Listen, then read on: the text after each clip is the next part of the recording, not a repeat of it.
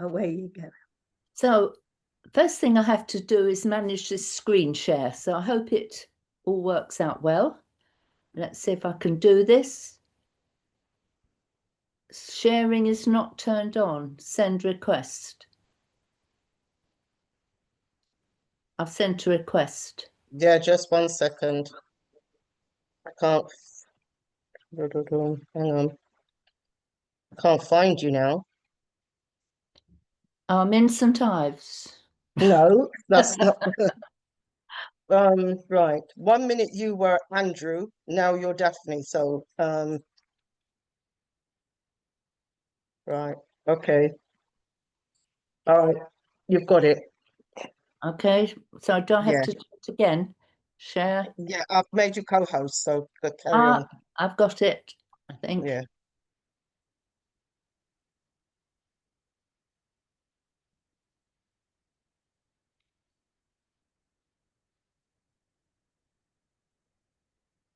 Right, can you see that?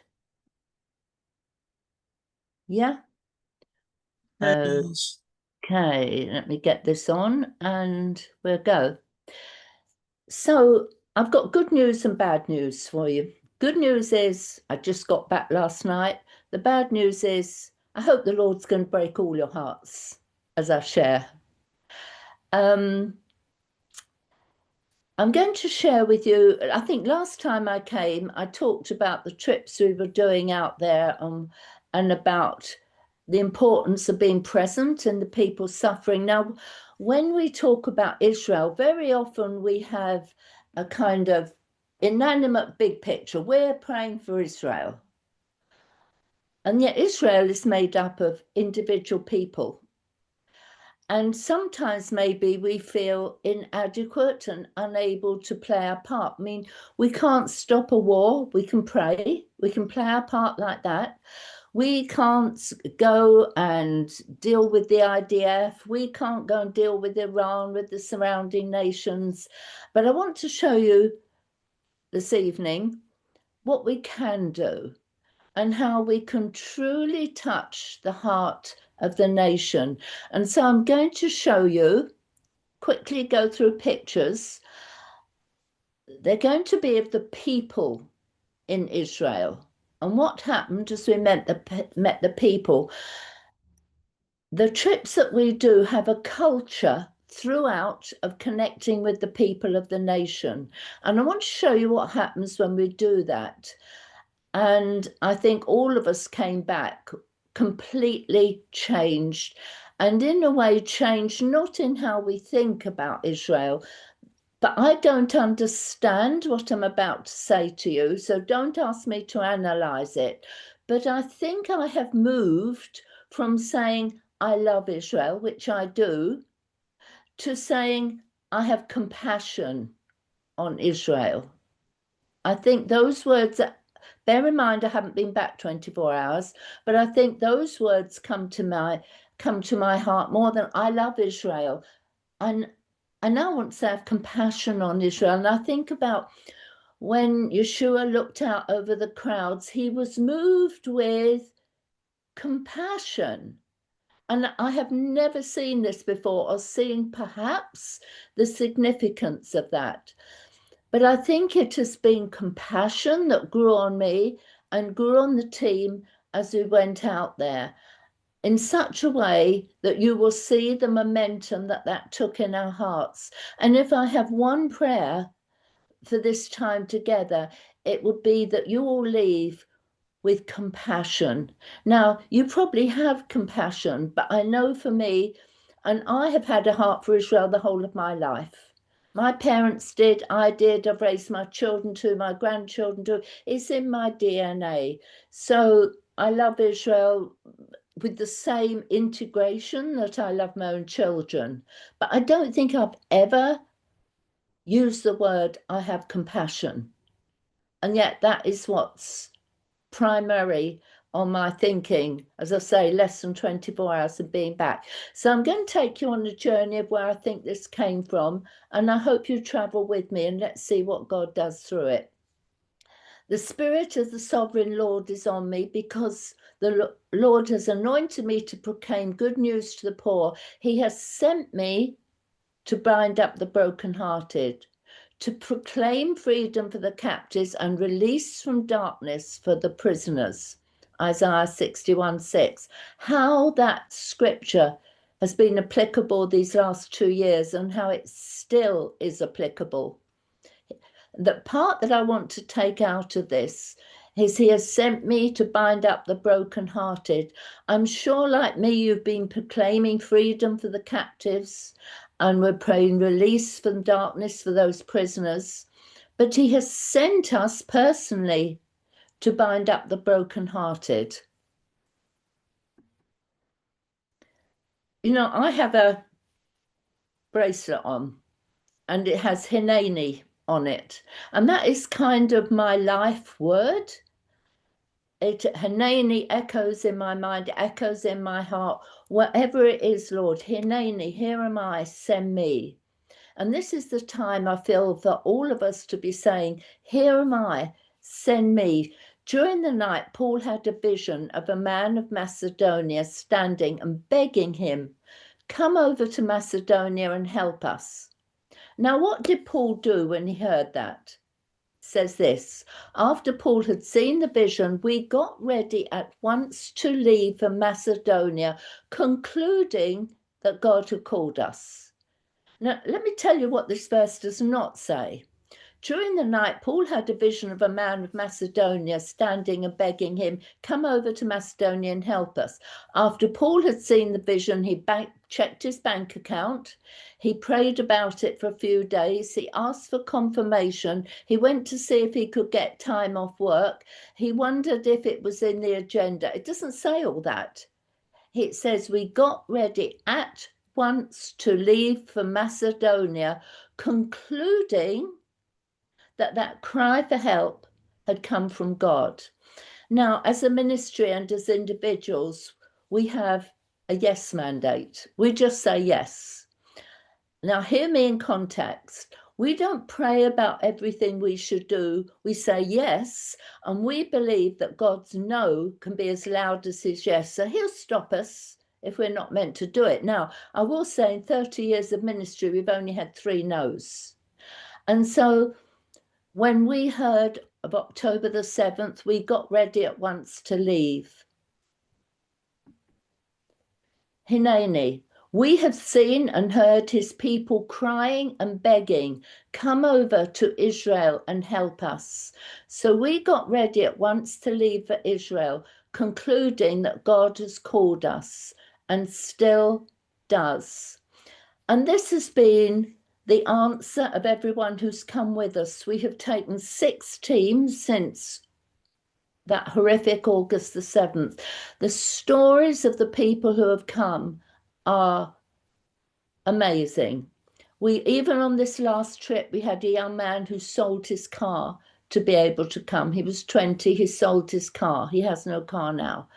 We had another young man sold everything he had. He was a worship leader, and he even sold his guitar. And so the people who've come have really had Hineni and just got ready at once. And we have seen God do miracles to get people there. So our mandate has been to bind up the brokenhearted and to say to the people, you are not alone. That's blurry, never mind. So to say you're not alone needs us to be present. And I'm going to show you what happened when we were present with his people. Now, we did do acts of service. We did do that. But that wasn't the primary thing we did. We went from the Golan Heights right the way down to the Gaza Strip, doing all sorts of acts of service, helping. This was in Sderot, where some of the worst rocket fire came. This one was up on the Golan Heights by the Syrian border. So we went from top to bottom serving, but that wasn't the culture of why we were there. You can go and serve and you can help the people. But I want to show you how we can take it a whole step further. There's another. This is the young man who sold his car. He came from Australia. We had people from Australia, America, and the UK on this particular trip. That's the serving on the Golan Heights. So he sent me to bind up the brokenhearted and to tell the people face to face, you are not alone. Let's see what happened. So everywhere we went, we had an eye on the people. We may have gone to where other people go to see the car graveyard, to see the Nova Music Festival, to see all different places, but everywhere we went, our primary focus was the people. And we encouraged the whole group, and they all did this. They all got they all were really running with it by the end of the trip, to make sure everywhere you go, you just go up to an Israeli, and most of them were Orthodox Jews, and say to them, I have come from the UK or wherever you are, wherever you've come from, to let you know you're not alone. So we went up to people in coffee shops. This is at a place called the Ayalon Center. Wherever we went, and you will see at the sites, people were approaching Jewish people to say, I've come to let you know you're not alone. Not one person approached did not engage with us or be profusely thankful. So this man I went up to and said to him, hey, I've come to let you know you're not alone. And we don't say any more than that. Nothing. The biggest problem we have, I think, as Christians is saying too much and not listening. And our mandate from that on was to listen and track with their conversation. So he said to me, why are you here? So I said, well, we've come, like I said, to let you know you're not alone. He said, you support Israel. I said, I stand on God's covenant to Israel. He said, why? So I said the same as I said to everybody who asked me. First of all, because I think you're stupid if you don't, and that makes them laugh.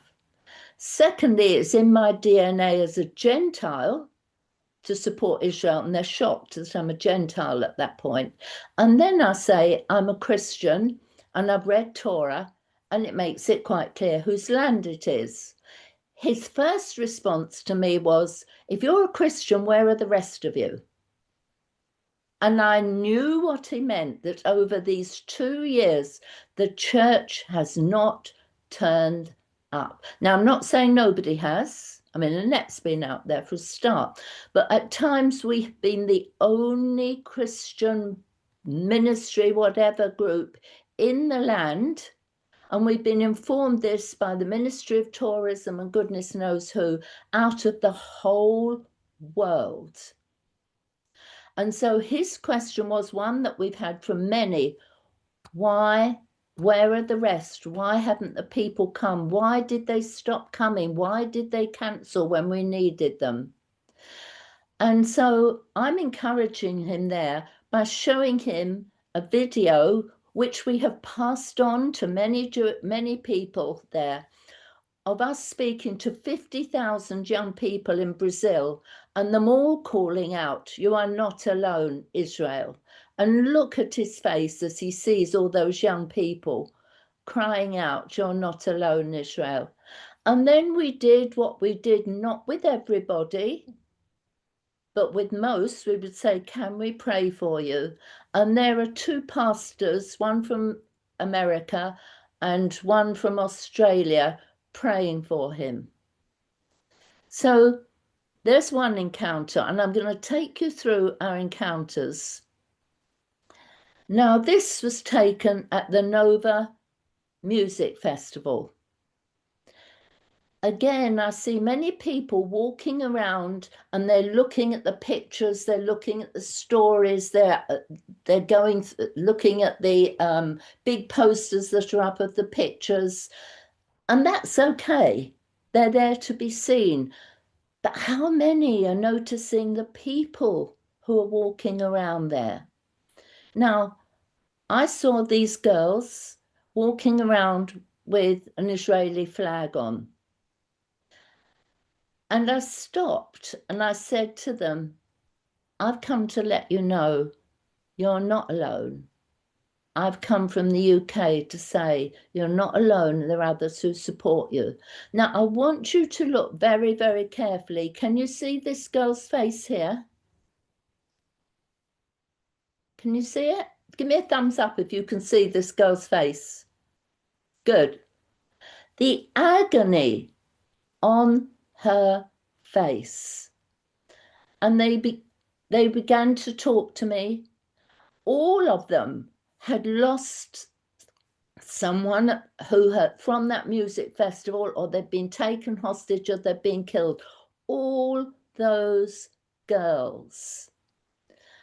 And so I talked to them for a while, and they sobbed in my arms. They sobbed in each other's arms. I think I approached one, and the others came to join us. And I thought, we have got to get to Israel for the people. When we go to these places of intense agony, the people are there in pain. And so they sobbed and they cried and they told me the stories of the people they had lost. And I hugged them and I loved on them and I cried with them. The Bible tells us to weep with those who weep, but we've got to get alongside them for them to be weeping in our arms. And so these young girls, they were probably all maybe 16, 15, 16, spent time with me, and see they're smiling there. I made sure they were smiling before we left. But there's one, a bigger picture of that girl. And that was the face of all of them at some stage while I was with them. And I probably spent 15, 20 minutes with them. I wasn't walking around the site. I wasn't looking at the pictures. I had these girls sobbing in my arms, and others came to join us. This is why my heart is broken, and I believe it is broken in a very good way. Israel is made up of these girls. It's made up of that man who was wondering where we were. And I'm just so thankful for the privilege of being trusted in that moment, that they would sob and pour out their hearts to me and tell me their brokenheartedness of the people they knew and loved. Some of them were relatives, some of them were friends, but I suspect in Israel, almost everybody knows somebody.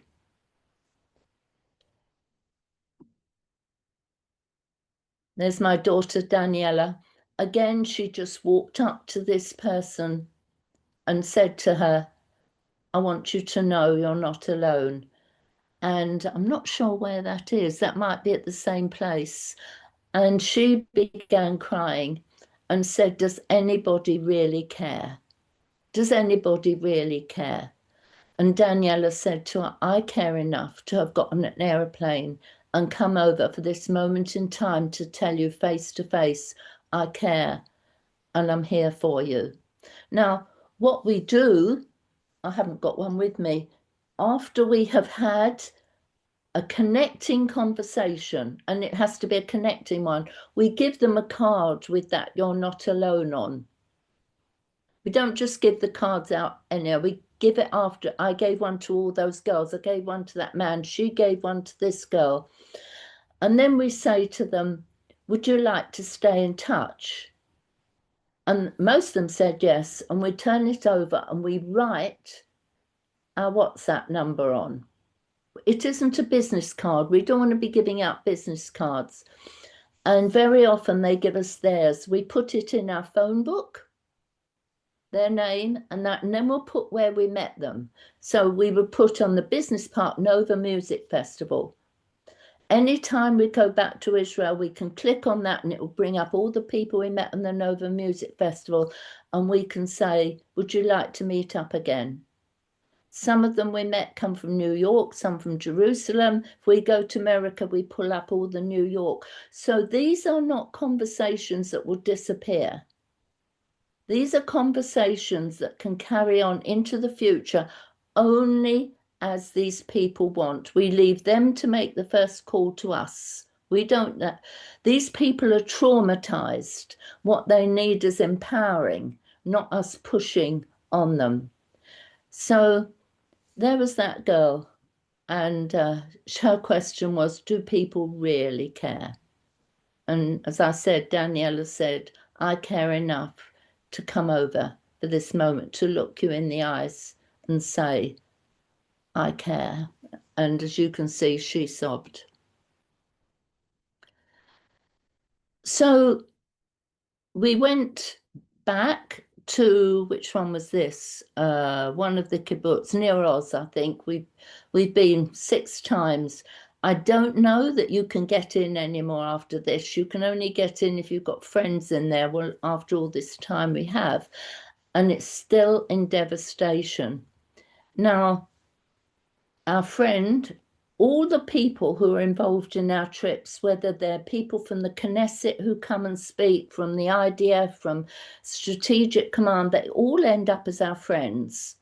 We're not into doing this to have speakers. We meet up with them after the trip. We don't call this a tour. It is, that just doesn't feel right. We call it a trip. They meet up with us afterwards. We stay in touch with them, and we meet them when we go back. So this lady who had shown us around has become our friend. The first time we went out in January and we saw this place, or maybe it was, I don't know which one it was, but she said to us, she said, you know, October the 7th didn't destroy us, but it will destroy us in a few months' time.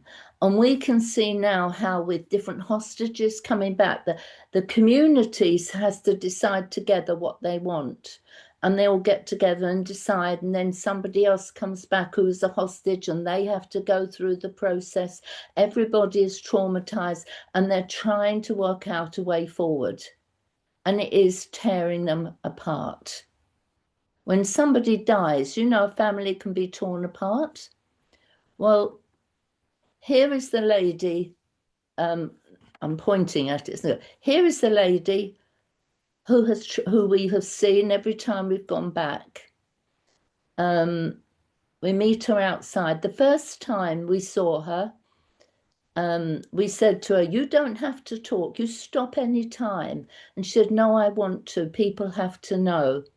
This time when we went, she is complete with cigarettes in her hand. She was shaking. And we said, her name was Moore, and we said to her, Moore, you don't have to do this. We've just come to love on you and tell you we care. She said, you're my friends. I can't say no to you. I want to do this. And so we went round with her, and there's one of our team giving her a hug. Now, we did not give anybody a hug without saying to them, would you like a hug? Nobody said no, but we don't put hugs on them. We would just say, would you like a hug? And there she was. And she said, I think I'm going to cry. And that's the first time I've cried since it happened. Just as a sideline, don't know if you can see the back of that T-shirt, but it says, as for me and my house, we refuse to be silent. I thought that was pretty neat. So there's Moore, for the first time since October the 7th, feeling safe with us because we've gone back, and we've gone back with different people, although there are some people who've come back with us 4 out of the 6 times. And there's some of them coming back again. They say, we have to go back. We have to go back for the people. So kibbutz, where people are now being torn apart even more as they're trying to find a way forward. I've forgotten. I've forgotten where this one is. The one on the left, I'm not sure. But here we are on the right at Magdon David Adom, where, you know, it's the ambulance service. And again, we have had this man every time we come, talk to the group, take us to the underground, take us to see what happened, etc. And again, This isn't a judgment, it's what God has called us to do. I think most people just say thank you very much and leave. We went to this man, and again, trust has been built up because we've seen him 6 times plus outside of us going a trip. And instead, we said to him, tell us how you are. How are you? And we had people on this trip who've never been to Israel. And we said to them, your eyes are going to be on the people, not the places. And they said, that's what we want. Of course, you see the places. Of course, you sort of are going around. We went from the north to south, but that wasn't where our emphasis was. And so he began to tell us how he was. And he ended up crying. And we were praying for him. That doesn't happen. You know, we see these people and we see them as lecturers or head of the ambulance or whatever. They have seen their friends and their comrades injured, dead. They've got the ambulances outside all shot up with bullet holes. Every day they're reminded of what happened. And so that some of the men, they gathered round and they prayed for him. And at the end, he said, thank you. You're the first group that's even offered to do that. Now, I'm not surprised because there aren't many Christian groups that have gone. But again, these are people. They're not just Magen David Adom. Here we are again with some of the young people. Again, these the girl here, she's got the T-shirt on here. She was one of our group. She was 17. She came. She was approaching people. She went to these girls, tell you, I've come from America to let you know you're not alone. And these girls just stood there and said, you've come from America? And she said, yes. She said, well, how did you do it? How did you get off school? How did you get the money? And she said, I prayed and I prayed and I asked people and God provided the money. I think she said Hashem, I'm sure she did to them, provided the money for for me to come and just be with you in this moment. And they said, he did that for us? And she said, yes. She said, I would come on this trip just for this moment to look you in the eyes and say, I love you, I care about you, my family does, and we hate what's happened. Anyway, you can see their smiles, but smiles weren't instant. I think this was just as she was going. And again, we left each one with a you're not alone card. And we said, take it home, put it up in your house. And all of them took the card and they said, I'm going to keep this forever. The reason we didn't just give them out is that doesn't mean anything. But when you've had these encounters, it reminds them the encounter. And very often then we have written our WhatsApp number on, as this girl did. Here we are at what's known as the car graveyard. And there are, I don't know how many cars all piled up, all around, all of them having had people killed in them. And it's a memorial really to the absolute horror of what happened on that day. So what did we do? We looked at the people who were there. They had QR codes on, and we said to the group, do have a look at few, you know, don't feel you can't look at the cars and that. But our primary focus while we're here is for the people. So this is somebody from, oh, she's from Devon, yeah, and this is somebody from America, from our team, and they stopped them here, and they said, we've come from our different countries to let you know you're not alone, and again stopped. And the point that this group were making was, we are heartbroken. We know people, most people knew somebody somewhere along. And so they said, so our group said to them, why are you here today? And they said, We had to come to feel close to the people we have lost. And so our group said, we have come to feel close to the people who have lost people. You see how the conversations tracked with the people they spoke to. And again, they said, you came, and they asked why we came, and they gave different reasons why they came.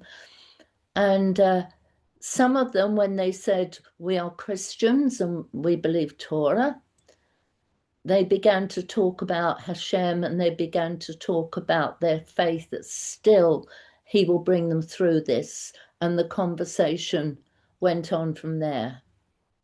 I'm not going into a lot of the conversations because I want the takeaway for you to be Israel's about the people and the heartbreak of the people. You can only hug so many Jewish people, have their tears on your shoulder, have their sobs in your ear, and their heart beating on yours, to not break your heart for the land, because the land is made up of the people.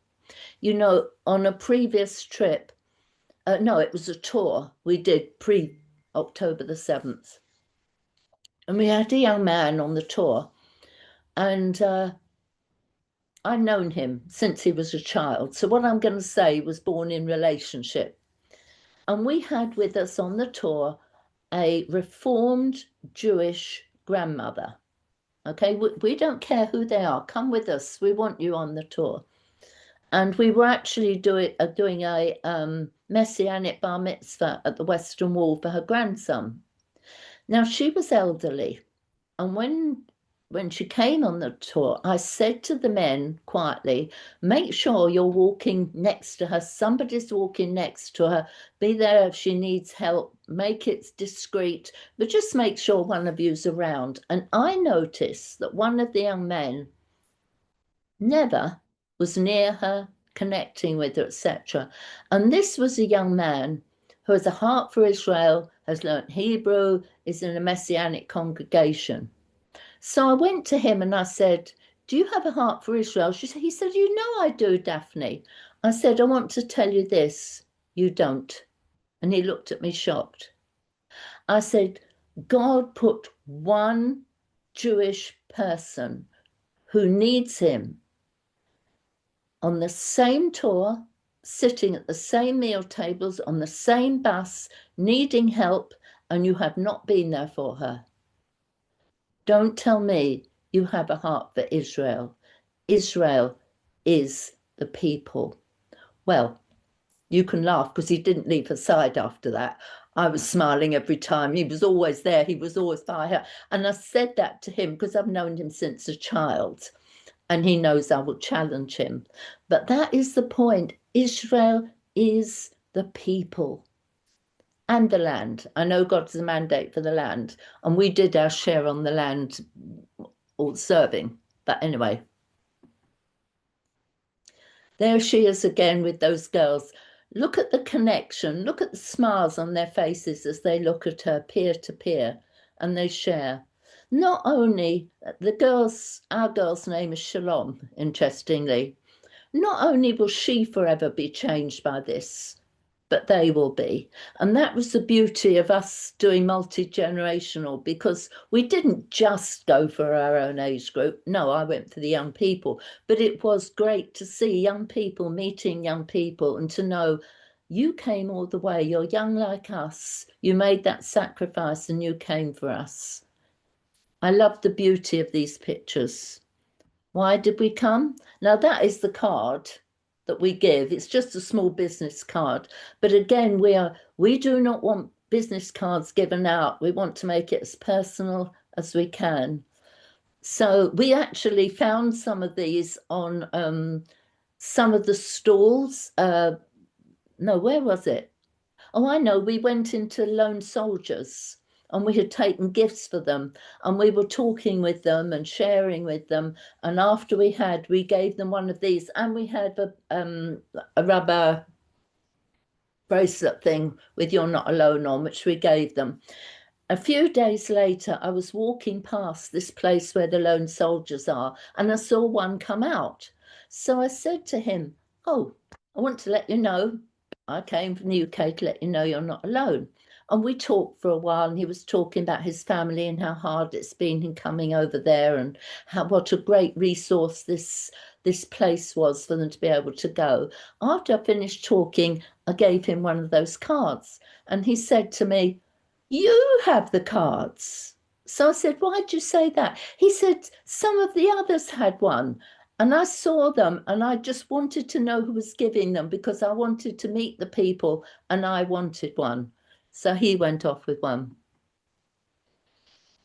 Another one, can't remember the story of this one. But again, you see that this is a husband and wife from Devon who are talking. And again, you can see the connection just approaching them, anybody and everybody. Okay, these are at the car graveyard again. You can see the cars all piled up in the background. You can see the cars over here. Here's the young man talking to somebody. Here's the married couple talking. Some of these conversations, they lasted half an hour or more. We didn't have our bus drive off while there were people sharing with people. This one, the young man, he was from Australia. I think he was 18. The man he was talking to him said, I didn't know your generation cared about us. And so Judah, that was his name, said to him again, I cared enough. I sold my car to come here, and I don't have a job to go home to replace it, but I sold my car because I care. And this man looked at him and he said, no, you didn't. He said, I did. Anyway, his dad, who's a pastor, was on the trip, and he called his dad over and he said, Dad, what did I do to get here? He said he sold his car. And that man just looked and he couldn't speak. And then he said, you would do that for us? And then he said, well, why did you come to this great car graveyard? And Judah said, I came for you. That's why I came. Can you imagine the impact that this has on the people? There's Judah and that man again. See all the cars piled up in the background. In that setting, and there's some more over there, in that setting, to speak hope and to speak life into these people, to speak care when they're in the setting of such devastation and horror, to stand there and be his instruments to bind up the brokenhearted. You know, I believe the tears we shared, I believe the hugs, I believe listening to their stories, to giving them time and space was healing to their broken hearts. And for many of them, I believe it restored faith that Christians can be sensitive, can be caring, and can start to undo the history that we have.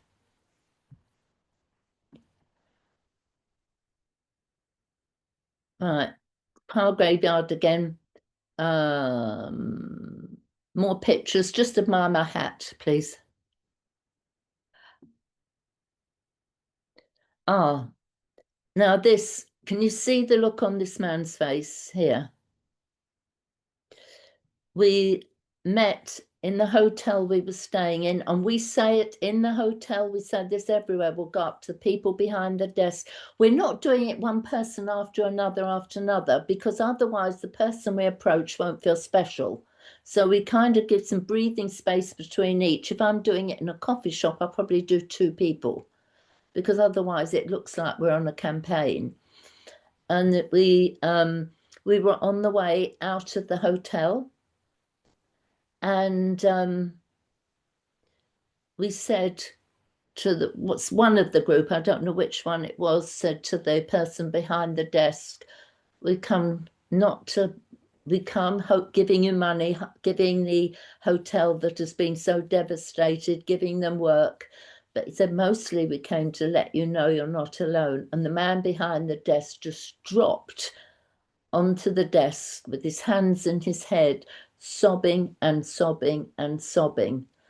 That's why well, this lady was on the team, but that's mostly why it's the men that have gathered round him, gave him a hug and said, can we pray for you? And he said, please, please, please pray, please, please, please pray. I can't take any more.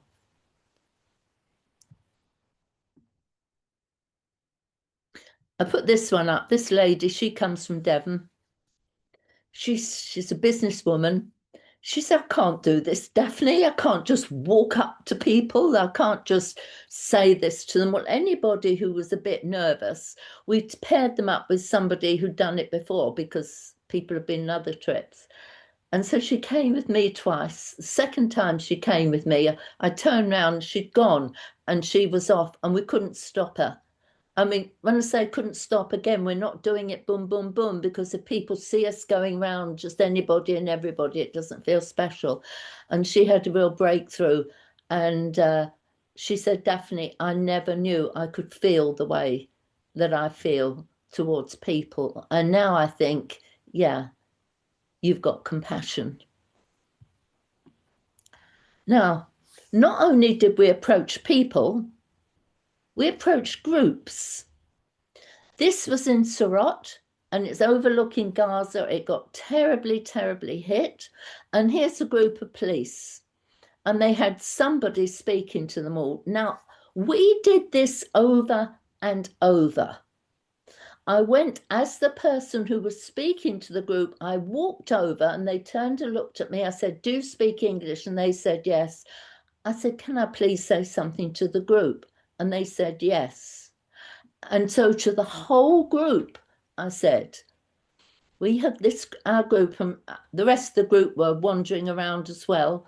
I said, we have all come to let you know that you're not alone, because it was police and that, and we support you.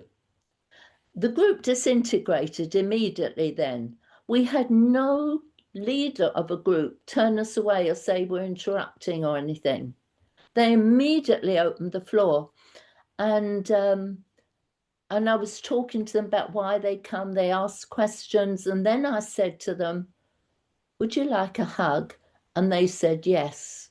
And they came over one after the other as a hug. Women came first. And then I just said, look, I'm old enough to be your mother. If you want to hug, men, come. And they came. Those police had hugs. Those police say, we can't believe you've done this, that you've come out here. And I said, do you know why we've come? I said, we've come for you. And we hate what's happened. We're so hurt like you, but we wanted to look you in the eyes and say, you're not alone. And there's others like us. So it's just amazing the way that even groups opened up to us. Now, I want to read this to you. You see the soldiers, they too opened up to us. Even when there were groups, we could go and talk with them.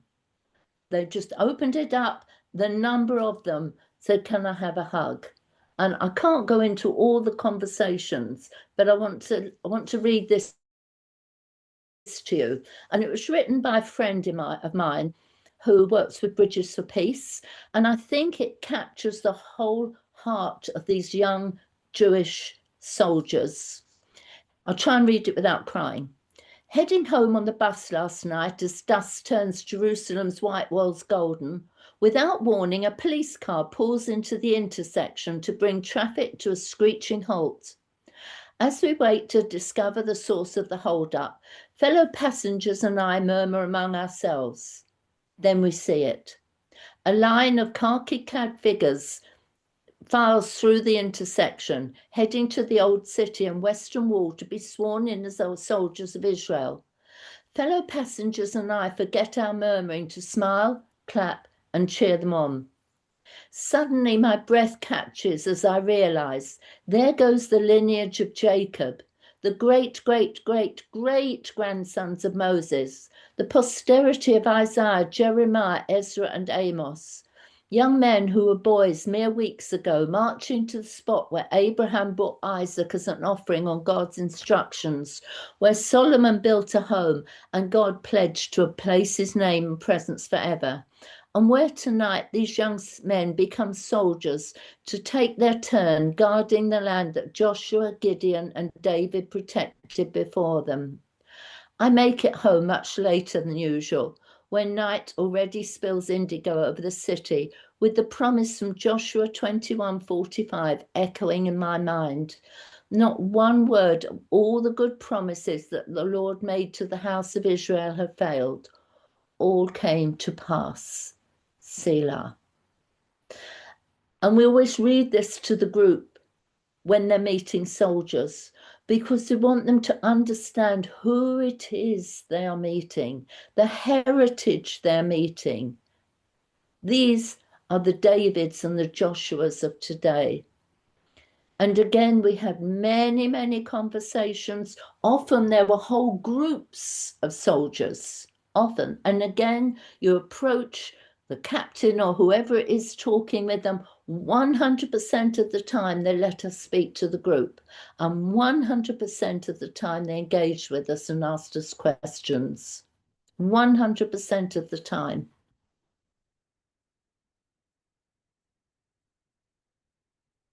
More hugs. Then we were asked to go and speak on Mount Carmel to this Russian-speaking congregation. And they said, nobody has been to us. Nobody has come and seen us. And so this is the pastor from Australia, Judah's father, who was speaking. We had 3 pastors on the trip, Australia, America, or 2 from America. So we were asked to speak with them and then to pray with them. And it was such a holy moment. Many of them have fled here. Many of them are from Ukraine, so they have fled one war to come for another war. And to hear that the pastor say to us, nobody has been, when there's tours on, people come. We're on Mount Carmel, but the war's on and nobody came. And I just cannot stress the heartache there is that all the tourism stopped, that people just didn't go because they wanted to tour in peace. And I say again, Israel is about the people. There's one of the Russian-speaking ladies. What a privilege it was. I sat next to her, and as we worshipped, I held her hand, and then she got hold of me, and she just held me so tight. I thought she was going to squeeze the life out of me, but what she did was squeeze the life into me. There's the pastor from America. You can see this is on the street. This isn't a setup. This is just people we meet as we go along. Now, this is interesting.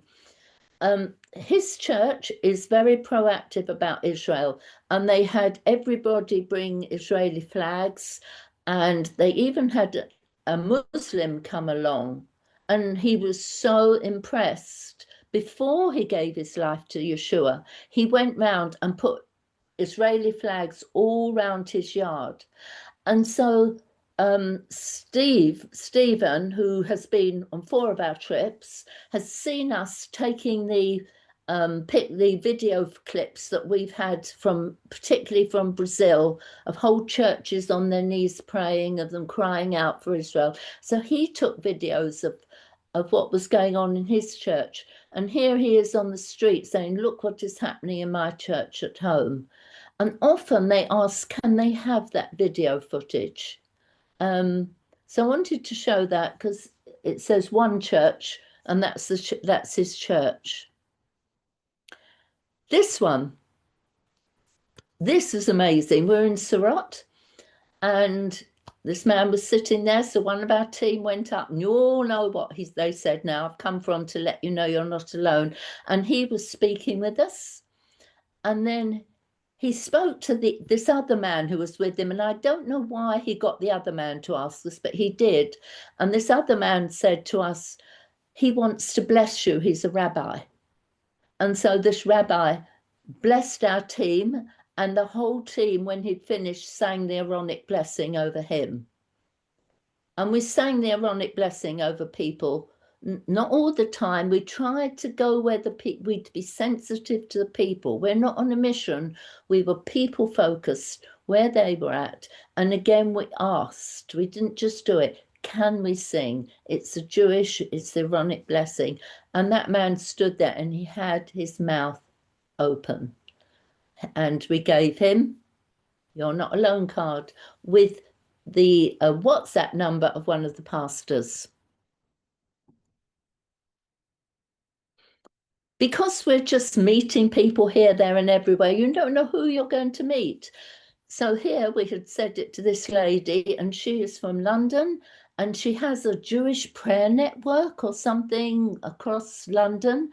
And so she said to us, "Would you speak to our prayer network?"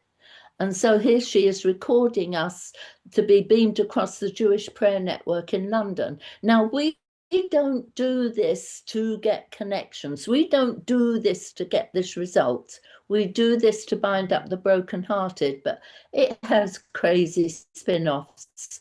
This one, they were in Jerusalem and they're from the Druze community. And it's very difficult to actually make real entrance into the Jewish community. It's closed. We have been invited to their home personally to go and stay with them. He's a headmaster there. He wants our team to go, and he wants us to go there for at least 2 days of our next trip. And that was just by going to them and saying, "We want you to know, we come to let you know you're not alone." Now, we thought she was a Muslim, but no matter, we still did it, but they were Jews. Here, this man is sobbing his heart out. It looks as if Andrew is about to sob too. But he was in the MDA facility, and I think he had seen things that were happening and he sobbed. We try to honor Shabbat. The Shabbat, we're in Jerusalem, we do not normally tour, we don't have a bus, but of course the people were out on the, going down to the Western Wall. They went to Sukkot Halal, they went round the ramparts, all the time having the culture of from time to time speaking to people. So we went to a King of Kings congregation in Tel Aviv. There's Andrew and I speaking. Andrew's my son, and here was a young soldier that was there, and we were able to pray for him. And he said, "I'll keep that card with me the whole time." Now, after the team had gone, we didn't stop, we didn't switch off. And here we are in Coffee Bean, for those of you who know Jerusalem. And Andrew's speaking to this man, and he turned out to be training to be a rabbi. Here's Daniela speaking to 2 Muslims. I met these 2 on the street, and I'm talking with them. And here's this girl, and you can see Muslims here and Jewish people here, and we were talking with them. And again, every conversation followed the lead of the people. Where they took us, we went. You know, people say they've gone to hear survivors, which is great. Carry on doing it. But if we hear a survivor, they're going to end up as our friend. And here is Hen, who was at the Nova Festival. We get the details, we let them know when we're coming back. And so I met with her and we went out. In fact, Andrew and Daniela were there too. We went out. And this is what God can do when you see the people. And I think how Yeshua, he went out the way for one person, the woman of Samaria. As he was going along, he had compassion on the people. He saw the people. And I know that I and my team are forever changed by what we've experienced. And I just pray not only us, but these people will be forever changed. Now, there were 21 of us. We were there 10 days. Every card, remember, is a meaningful encounter. If it was just a passing thing, they didn't get a card. Have any of you Well, I'm going to ask you to guess in your head how many cards we counted as having been given out at the end of 10 days. Have a think. 10 days, 21 people. Everyone is a meaningful conversation. I'll tell you, 700. 700 people had hugs, sobbed, had a meaningful conversation. 700. We were shocked because we were doing it as a lifestyle. Nobody was counting. It's just that we knew how many we ordered at the beginning. We knew how many were left. That's the only way we know. It was probably more than that because sometimes it was a group and we only gave one card, and sometimes people were given the bands and not the card, depending on who was giving out. All those lives have changed. The Spirit of the Lord is on me because he has anointed me and you to proclaim good news to the poor. He has sent you to bind up the brokenhearted.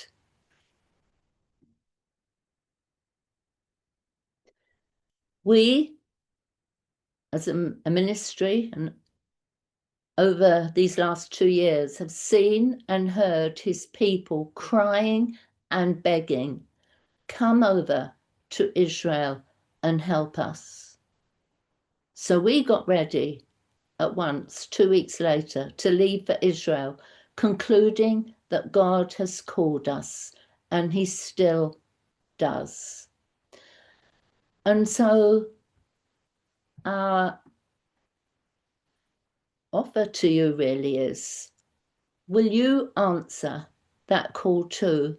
And will you come over to Israel to bind up the brokenhearted? There is our website with details. But do message me if you've got questions. I'm happy to have video calls with you. I'm happy to answer anything. But please, I leave you with this. We have seen and heard his people crying and begging. It isn't about the sights. You will see sights because we do, because we go around. I mean, because it happens and we're in Israel. But our cry is very specific. He has sent me and he sent you to bind up the brokenhearted. Israel is brokenhearted, but that phrase is used in a very big way. I'm telling you, every person you encounter in Israel will be brokenhearted.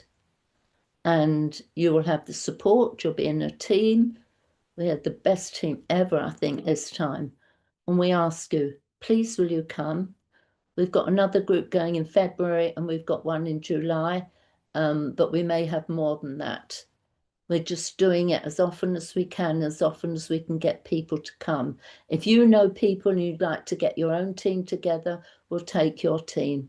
But will you come, please, and bind up the brokenhearted? So, Brenda, far from wanting my heart bound up, I want my heart to stay broken. I want it to stay broken for the people, for all the people I've met, for the children, for the elderly, for the soldiers, for the police, for the ambulance, not because they're an organisation, but because they're all people who've been in the arms of our team, and I believe in the arms of Hashem as they met us. Thank you. Thank you, Daphne. I'm sure that everybody's heart has been touched. We can read the Bible and we can read about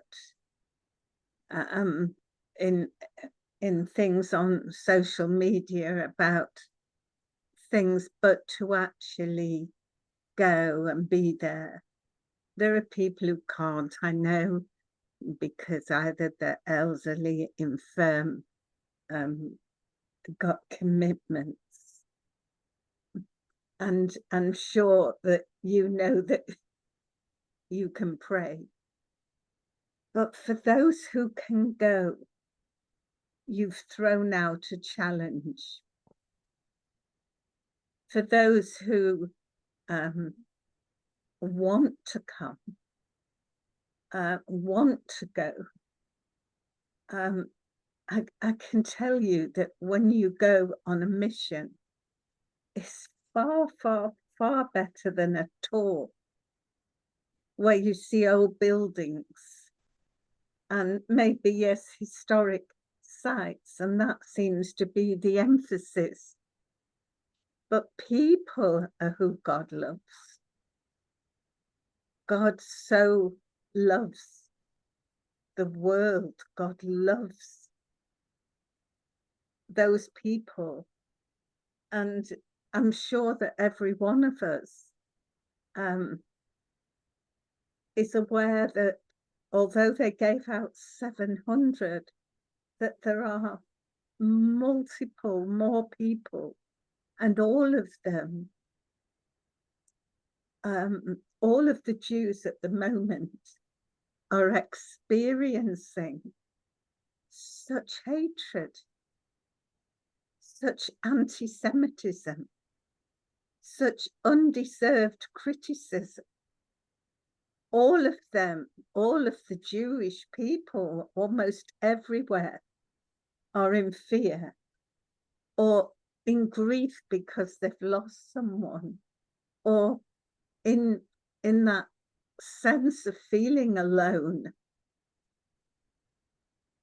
And I feel that, you know, sometimes we can walk away from these platforms and we can say, oh, that was nice, or I enjoyed that, or wasn't that a good speaker, or something like that. But today we have something a bit different. We have a challenge. We have a ball that's been thrown into our court that we need to decide what we'll do with. And I suppose that maybe if enough people wrote to me, Dovetail could take a team with Daphne. So I'm just going to pray, and then we'll perhaps have a time for a couple of questions, and maybe just a couple of the worship songs that we couldn't have at the beginning. So I know that one big question with some of you will be, you know, how much does it cost? And, you know, and I'm sure Daphne will have the answer to all those things. So I'm just going to pray. And then I think we will have the Beauty for Ashes and close with the Jerusalem song. But what I want you to do while Beauty for Ashes is on is to pray that the seeds of love that God plants in the darkness the seeds of love that they've sown will spring up into actual fruit in the years to come, because these encounters will be in people's memories forever. So, Father, but each one of those people who received a card, would you continue to work on their hearts? For every person on those teams, Lord, would you continue, Lord, to be releasing prayers and maybe further trips and things like that. What we want, Lord, is that in the midst of all this hatred, the love of a Ruth church will begin to reach out to them and change the name from Mara, bitter, to Naomi again. May we be a Ruth. May we be an Esther. May we be a church, Lord, that feels as your heart feels for your people. Thank you. Okay, so we'll take one song.